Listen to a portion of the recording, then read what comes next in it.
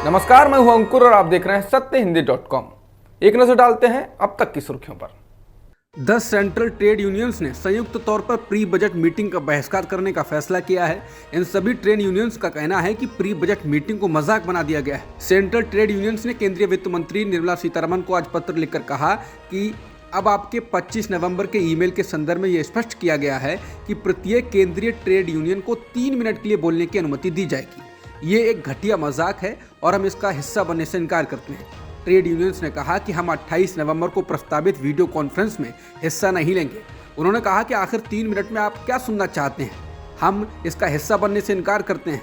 Media report के अनुसार in trade unions ने पत्र में कहा कि अब देश भर से कोरोना वायरस खत्म हो गया है तो आमने सामने बैठकर बात क्यों नहीं हो सकती है।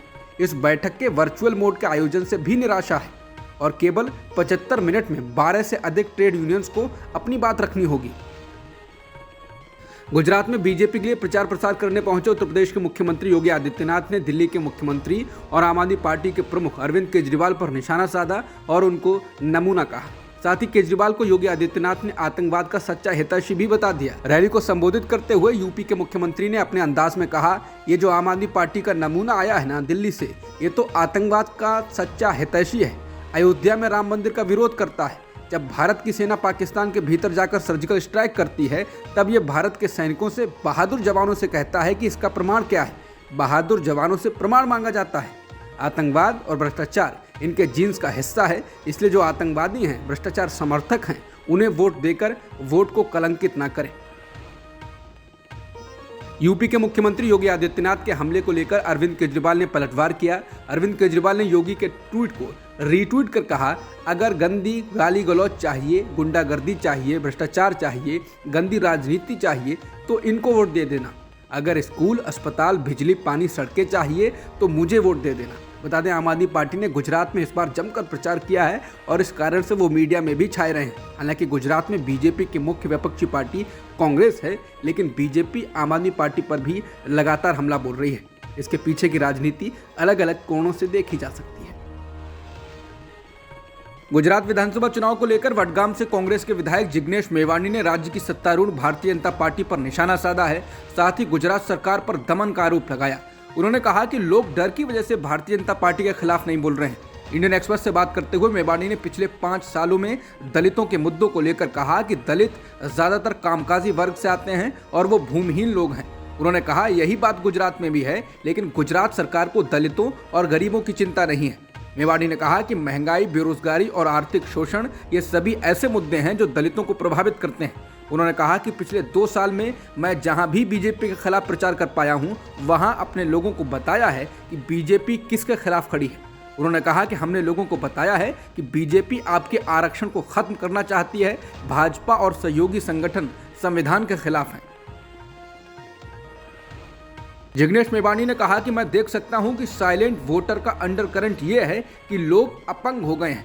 ऐसा लगता है कि लोगों ने सरकार के खिलाफ आक्रामक प्रतिक्रिया देने की चिंगारी भी खो दी है।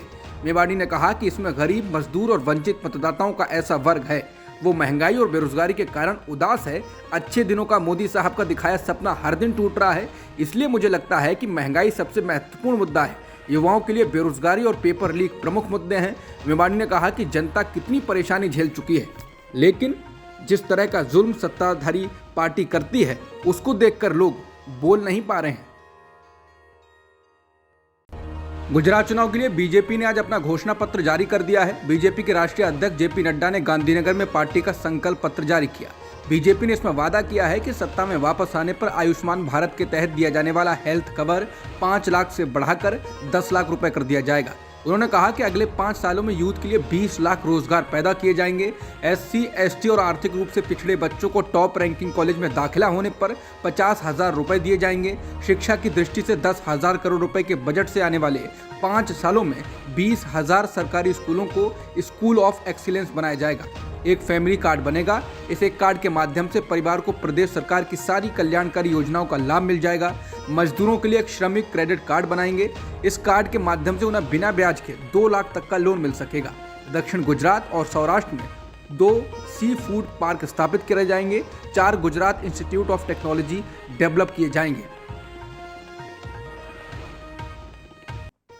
सीबीआई के बाद प्रवर्तन निदेशालय यानी ईडी ने शनिवार को दिल्ली सरकार की विवादास्पद नई शराब नीति के खिलाफ चार्जशीट पेश कर दी।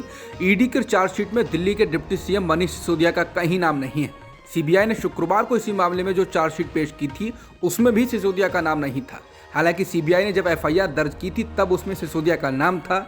इस घटनाक्रम के बाद सिसोदिया ने खुद को ईमानदार घोषित किया है और आम आदमी पार्टी के प्रवक्ता ने बीजेपी से माफी मांगने को कहा है।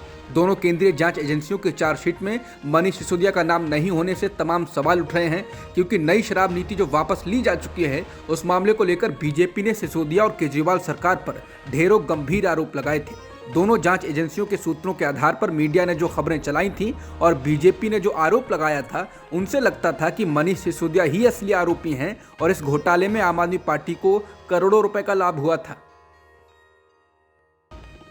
बीजेपी ने शनिवार को दिल्ली सरकार के मंत्री सत्येंद्र जैन का नया वीडियो जारी किया है।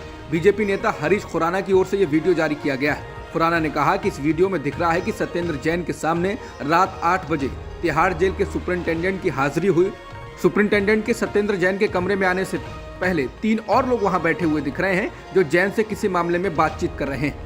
उन्होंने कहा यह वीडियो 12 सितंबर का है। बीजेपी नेता हरीश खुराना ने वीडियो को लेकर आज तक से बातचीत में कहा कि सत्येंद्र जैन ने जेल का मजाक बनाकर रख दिया है। उन्होंने कहा कि जैन जेल के अंदर सुपरिंटेंडेंट की हाजिरी ले रहे हैं और कहीं से ऐसा नहीं लग रहा है कि कोई आरोपी जेल के अंदर है। उन्होंने कहा कि जैन राजाओं की तरह जेल के अंदर है।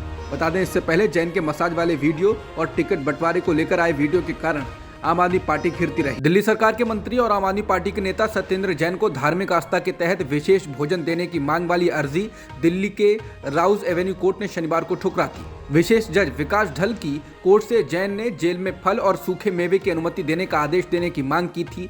सत्येंद्र जैन ने याचिका में कहा था कि मुझे जैन भोजन और मंदिर में प्रवेश नहीं दिया जा रहा है। मैं बिना मंदिर गए नियमित भोजन नहीं करता हूँ और फल और सलाद खाता हूँ। मैं मंदिर गए बिना खाना भी नहीं बना सकता। पिछले कुछ दिनों से मुझे फल, सलाद, धार्मिक आहार नहीं दिया गया है। जैन को मई में कथित मनी लॉन्ड्रिंग के एक मामले में ईडी ने गिरफ्तार किया था। उसके बाद से जैन तिहाड़ जेल की सलाखों के पीछे हैं। उनकी यह दलील बीजेपी द्वारा तिहाड़ जेल में जैन का लजीज भोजन करते हुए एक वीडियो जारी करने के कुछ दिनों बाद आई है। उस वीडियो में जैन को एपेटाइजर के साथ शानदार भोजन करते हुए और सलाद और अन्य स्वादिष्ट पौष्टिक खाद्य पदार्थों की ओर बढ़ते हुए देखा जा सकता है। प्रोफेसर आनंद तेलतुंबडे जमानत मिलने के बाद 8 दिन बाद आखिरकार अब जेल से रिहा हो गए हैं। उनको हाल ही में बॉम्बे हाईकोर्ट से जमानत मिली थी। एनआईए ने उनकी जमानत को सुप्रीम कोर्ट में चुनौती दी थी, लेकिन उसको खारिज कर दिया गया था। बता दें, एल्गार परिषद और माओवादियों से संबंध के आरोप में आतंकवाद विरोधी कानून यूएपीए के तहत गिरफ्तार किए गए तेलतुंबडे नवी मुंबई की तलोजा सेंट्रल जेल में बीते 31 महीने से बंद थे। न्यूज एजेंसी पीटीआई के अनुसार तेलतुंबडे ने रिहाई के बाद कहा, 31 महीने बाद जेल से बाहर आकर खुश हूं, लेकिन दुख की बात यह है कि एक फर्जी मामला था जिसने हमें सालों जेल की सलाखों के पीछे बंद रखा। कांग्रेस की भारत जोड़ो यात्रा के मध्य प्रदेश पड़ाव के तीसरे दिन शुक्रवार को सोशल मीडिया पर वायरल हुए एक वीडियो को लेकर राजनीति और विवाद गहरा गया है। मध्य प्रदेश भाजपा के मीडिया प्रभारी लोकेंद्र पाराशर के खिलाफ छत्तीसगढ़ पुलिस ने यात्रा के एक वीडियो से छेड़छाड़ करने को लेकर विभिन्न धाराओं में एफआईआर दर्ज की है। इधर मध्य प्रदेश के मुख्यमंत्री शिवराज सिंह चौहान ने पूरे मामले की जांच के आदेश दिए हैं। बता दें, राहुल गांधी की मध्य प्रदेश में चल रही यात्रा के तीसरे दिन शुक्रवार को भाजपा की राज्य इकाई ने एक वीडियो जारी कर आरोप लगाया था कि राहुल गांधी की यात्रा में पाकिस्तान जिंदाबाद के नारे लगाए गए। उधर मध्य प्रदेश कांग्रेस और उसके नेताओं के साथ साथ पूर्व केंद्रीय मंत्री एवं वरिष्ठ नेता जयराम रमेश ने बीजेपी को आड़े हाथों लिया। उन्होंने अपने ट्वीट में कहा, भारत जोड़ो यात्रा को अपार जन समर्थन मिलता देख बौखलाई बीजेपी ने यात्रा को बदनाम करने के लिए एक डॉक्टर्ड वीडियो चलाया। हम इसके खिलाफ तुरंत कानूनी कार्रवाई कर रहे हैं। हम भाजपा के ऐसे घिनौने हथकंडों के लिए तैयार हैं। उनको करारा जवाब दिया जाएगा। योग गुरु बाबा रामदेव की महिलाओं को लेकर की गई टिप्पणी पर विवाद हो गया है। उनकी भाषा की आलोचना की जा रही है। वीडियो में बाबा रामदेव जनता को योग शिविर में संबोधित कर रहे हैं। इसमें उनके साथ महाराष्ट्र के डिप्टी सीएम देवेंद्र फडणवीस की पत्नी अमृता फडणवीस भी बैठी हुई हैं। इस दौरान रामदेव कह रहे हैं कि महिलाएं साड़ी सलवार सूट में अच्छी लगती हैं और अगर वो मेरी तरह कुछ भी ना पहने तो भी अच्छी लगती हैं। उनके इस बयान के बाद दिल्ली महिला आयोग की प्रमुख स्वाति मालीवाल ने उनकी निंदा करते हुए वीडियो को साझा किया। स्वाति मालीवाल ने कहा कि महिलाओं का अपमान करने वाली टिप्पणी के लिए रामदेव को माफी मांगनी चाहिए। उन्होंने कहा कि महाराष्ट्र के डिप्टी सीएम जी की पत्नी के सामने स्वामी रामदेव द्वारा महिलाओं पर की गई टिप्पणी अमर्यादित और निंदनीय है। इस बयान से सभी महिलाएं आहत हुई हैं। बाबा रामदेव जी को इस बयान पर देश से माफी मांगनी चाहिए। कॉलेजियम व्यवस्था को लेकर उठाए गए सवालों को लेकर चीफ जस्टिस डीवाई चंद्रचूड़ ने कहा कि बात कॉलेजियम प्रणाली की आलोचना की है तो संवैधानिक लोकतंत्र में कोई भी संस्था परफेक्ट नहीं है, लेकिन उपाय यही है कि हम दिए हुए संवैधानिक फ्रेमवर्क में रहकर काम कर सकते हैं। कॉलेजियम के सभी जज, जिसमें मैं भी शामिल हूँ, वो संविधान को लागू कराने वाले प्रहरी हैं। जब हम खामियों की बात करते हैं तो हमारे पास उपाय यही होता है कि हम दिए गए सिस्टम के तहत काम करें। चीफ जस्टिस ऑफ इंडिया शुक्रवार को सुप्रीम कोर्ट बार काउंसिल की ओर से संविधान दिवस पर आयोजित एक कार्यक्रम में बोल रहे थे।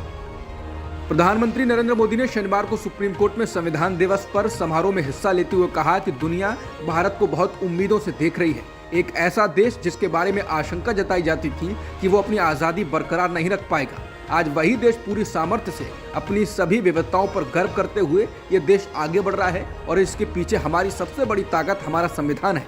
उन्होंने कहा कि भारतीय संविधान की प्रस्तावना के पहले 3 शब्द वी द पीपुल केवल शब्द नहीं है, ये एक आह्वान, एक प्रतिज्ञा और एक विश्वास है। इसके साथ ही उन्होंने कहा कि न्यायपालिका सभी के लिए समय पर न्याय सुनिश्चित करने के लिए इनिशिएटिव जैसे कदम उठा रही है। प्रधानमंत्री ने कहा कि भारत की मदर ऑफ डेमोक्रेसी के रूप में जो पहचान है, हमें उसको और भी अधिक। श्रद्धा हत्याकांड केस के आरोपी आफ्ताब पूनावाला को अब 14 दिन की न्यायिक हिरासत में भेज दिया गया है। वहीं आफ्ताब का 28 नवंबर को नार्को टेस्ट हो सकता है। सूत्रों ने शनिवार को बताया कि श्रद्धा वालकर की हत्या के आरोपी आफ्ताब अमीन पूनावाला का नार्को टेस्ट 28 नवंबर को किया जा सकता है। दिल्ली पुलिस ने पहले बताया था कि पीड़िता के शव का डीएनए टेस्ट रिपोर्ट पुलिस को नहीं मिली है। हिंदी और मराठी सिनेमा के दिग्गज अभिनेता विक्रम गोखले का 77 वर्ष की उम्र में निधन हो गया है। बीते कुछ दिनों से वो बीमार थे और अस्पताल में उनका इलाज चल रहा था। विक्रम गोखले का अंतिम संस्कार आज शाम पुणे में होगा। विक्रम गोखले ने मराठी फिल्मों के साथ साथ अग्निपथ, हम दिल दे चुके सनम और भूल भुलैया जैसी हिंदी फिल्मों में भी किरदार निभाए थे। चीन के उइगर मुस्लिम बहुल झिंजियांग राज्य में शनिवार को कोविड लॉकडाउन के खिलाफ जबरदस्त प्रदर्शन हुआ। न्यूज एजेंसी रॉयटर्स समेत कई अंतर्राष्ट्रीय एजेंसियों ने इस प्रदर्शन की खबरें, फोटो और वीडियो जारी किए हैं। झिंजियांग में 108 दिनों से लॉकडाउन लगा हुआ है। शुक्रवार को यहां आग लग गई थी। इस वीडियो में लोग किसी शॉपिंग प्लाजा के बाहर चीन का राष्ट्रगान गाते हुए देखे जा रहे हैं। वो कह रहे हैं कि गुलाम होने से इनकार करने वालों उठो। कुछ चिल्ला रहे थे कि वो लॉकडाउन से मुक्त होना चाहते हैं। शिनजियांग क्षेत्र में चीन ने सबसे लंबा लॉकडाउन घोषित कर रखा है। राजधानी उरुक्मी के 40 लाख निवासियों को 108 दिनों से उनके घरों से बाहर नहीं निकलने दिया गया है। हालांकि राजधानी में पिछले 2 दिनों में कोविड के करीब 100 नए मामले ही दर्ज किए गए हैं। शिनजियांग में 1 करोड़ उइगर मुस्लिम रहते हैं। पश्चिमी सरकारों ने चीन पर उइगर मुसलमानों को प्रताड़ित करने का आरोप लगाया है। नागरिक अधिकार समूहों और पश्चिमी सरकारों का आरोप है कि उइगर मुसलमानों को नजरबंद करके कैंप में रखा गया है और वहां उनसे जबरन काम कराया जाता है। हालांकि चीन ने ऐसे दावों को हमेशा खारिज किया है। पाकिस्तान क्रिकेट बोर्ड के प्रमुख रमीज राजा ने कहा कि अगर भारतीय क्रिकेट टीम अगले साल पाकिस्तान में होने वाले एशिया कप में हिस्सा नहीं लेगी तो पाकिस्तान की टीम भी भारत में होने वाले आईसीसी 1 दिवसीय विश्व कप में नहीं खेलेगी। बता दें, एशिया कप अगले साल 1 दिवसीय विश्व कप से पहले आयोजित किया जाएगा। रमीज ने कहा कि पाकिस्तान पिछले 2 वर्षों में शानदार क्रिकेट खेल रहा है और भारत को 2 बार यानी T20 विश्व कप 2021 और एशिया कप 2022 में हराया भी है। रमीज ने कहा कि अगर भारत एशिया कप के लिए पाकिस्तान की यात्रा नहीं करने का फैसला करता है तो इस मामले पर पीसीबी का रुख भी दृढ़ है। अब तक की खबरों में इतना ही। बाकी खबरों के लिए बने रहिए सत्यहिंदी.com के साथ।